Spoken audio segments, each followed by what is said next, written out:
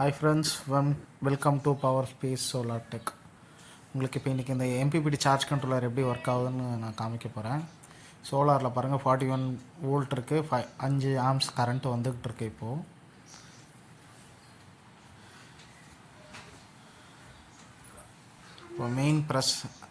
Main present வந்து bypass of அப்படின்னா main இல்லை, மெயினை கட் பண்ணி வச்சுருக்கு. கண்ட்ரோலர் டேரெக்டாக சோலாரில் ஓடிக்கிட்டு இருக்கு. சோலார் ஸ்டேட்டஸ் சார்ஜர் ஆன், சோலாரில் சார்ஜ் ஆகி இப்போ ஓடிக்கிட்டு இருக்கு. இப்போ பார்த்தீங்கன்னா 3.5 கிலோவாட் வரைக்கும் கரண்ட் ஜென்ரேட் ஆகிருக்கு. நேற்று போட்டு போன இன்வெர்ட்ரு இது சார்ஜ் கண்ட்ரோலர்.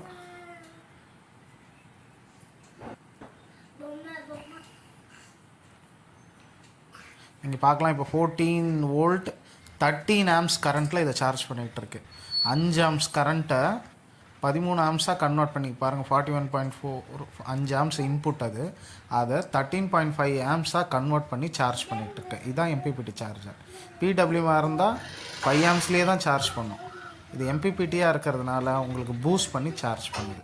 அதனால தான் நம்ம mppt சார்ஜ் கண்ட்ரோலர் போட சொல்கிறோம். இன்வெர்ட்டர் வாங்கினீங்கன்னா mppt இன்வெர்ட்டராக வாங்க சொல்கிறோம். உங்களுக்கும் இந்த மாதிரி சோலார் இன்வெர்ட்டர் வேணும், இல்லை ஏற்கனவே நீங்கள் வச்சுருக்க இன்வெர்ட்டரை சோலாராக கன்வெர்ட் பண்ணணுன்னா கால் பண்ணுங்கள். Power space solar tech. என்னோடய நம்பர் கீழே மென்ஷன் பண்ணியிருக்கேன்.